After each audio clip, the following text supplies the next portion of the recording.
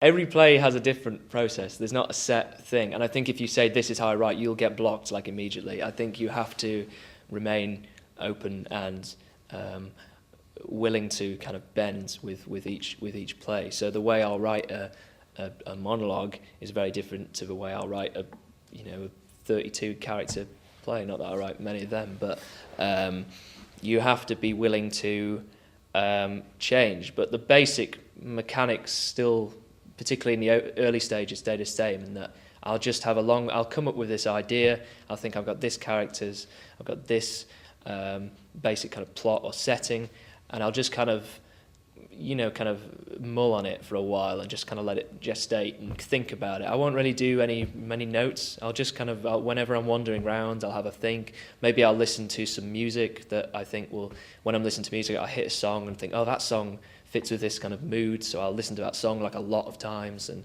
then maybe I'll think, what am I trying to do here? What's kind of similar-ish, this film or this play or this book, and I'll read those. In this period, maybe if I'm writing about a soldier, maybe I'll read books about war and soldiers, or if I'm, which is kind of self-explanatory stuff, kind of research, but I don't do a vast amount of that. And then once I've started to kind of craft this stuff into the shape, I'll very loosely kind of plot it out, maybe in a notebook, rather than sitting down at a computer and doing it more formally. I'll just do a scribbly sort of this happens, then this happens, then this happens, kind of the end, like a very basic kind of couple of beats structure.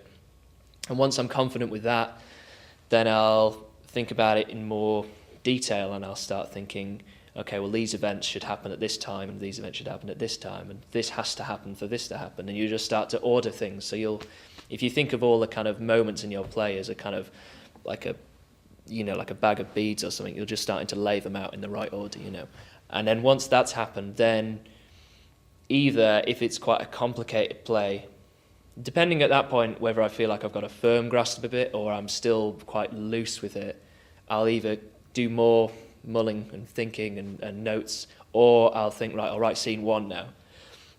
And that's kind of just me, because usually I'm kind of okay about beginnings. Beginnings usually come first, really, for me, which is quite kind of convenient. I usually all right about beginnings and endings. It's my middles that I kind of struggle a bit. So I'll write my scene one, and then I feel like scene one's in a good place, then maybe I'll just keep going based on those notes. But if I feel like scene one's all right, but I'm a bit wobbly, then I'll do more notes, really. And then after that, it's just every day I'll open my file, I'll do my words, and then when I've got to a point, I think, okay, I'll turn it off. And then the next day, rather than just start from my end point the previous day, I'll go back to the beginning and read through that. So it's a constant kind of painting over the kind of cracks, really, which means my first draft is usually draft like 1.5 rather than draft 1, because I'll have gone over it so many times by that point. And yeah, I think some people, one thing people always say is when they're researching or planning or something, they won't read something they think is similar because they're worried that they'll steal from it or they'll be overly influenced by it. And I would say, like, do the absolute opposite of that. Like, I would say you are far more, if I'm writing, for instance, I wrote a play about two brothers. I thought, okay, the big Two Brothers play is True West by Sam Shepard. Now, I'd already read True West, obviously, so I thought, if I don't reread True West, I'll probably steal from True West just by kind of proxy because of this association. But if I read True West now, I'll still be influenced by it and I'll take good things from it, but I won't be ripping it off because I'll go, and I'll be like, no, that's True West, and I can get rid of it. Whereas if you don't quite remember it, it'll just be lodged in your brain. And I think the key is not to not read something, but to read just everything.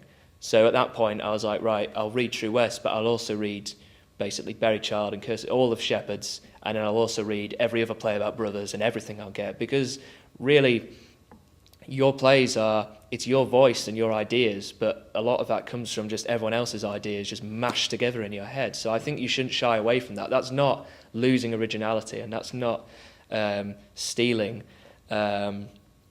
It's just an acceptance that we're all just taking steps from one point to the next, So I would say don't not read things. I'd say just read everything and watch everything and listen to everything and go and see plays and films and just consume